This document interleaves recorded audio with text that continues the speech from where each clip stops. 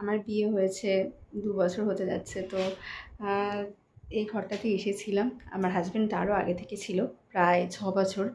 তো সেই রুমটা ছেড়ে আজকে চলে যাচ্ছি। তো মনটা একটু খারাপ, যতই হোক একটা রুমের প্রতি মায়া বসে যায়। তো যাই হোক, রুমটা ছেড়ে চলে যাচ্ছি। সব নোংরা এলোমেলো হয়ে রয়েছে, তো সেই কারণে প্রচুর ব্যস্ত।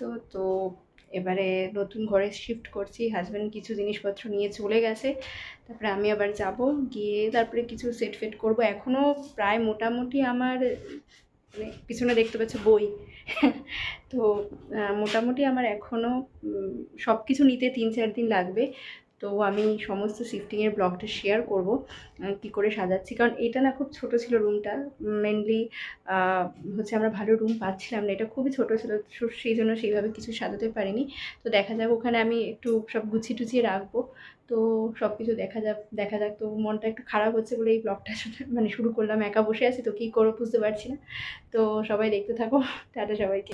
বললাম তো এটা হচ্ছে যে রুমটা এখন নিয়েছি আমরা। তো দেখো ঘরের অবস্থা, জানি না তোমাদের কতটা দেখা যায়, গিয়ে দেখাই। মানে সব দেখা যাচ্ছে কিনা জানি না, সব পুটলি এখন এখানে রাখা হয়েছে, কিচ্ছু গোছানো হয়নি, সব গোছগাছ করতে হবে। এখনও অনেক কিছু আনা বাকি রয়েছে, পুরো বইপত্র, রান্নার জিনিসপত্র, বাথরুম কিচ্ছু আনা হয়নি। জাস্ট মানে আজকে রবিবার বলে কিছু কয়েকটা জিনিস এনে আমি জাস্ট শিফট করেছি, বিছানাগুলো এনে। বাকি এখনও অনেক জিনিস আনবো, তারপরে গোছাবো, তারপরে বাকি ব্লগে শেয়ার করবো।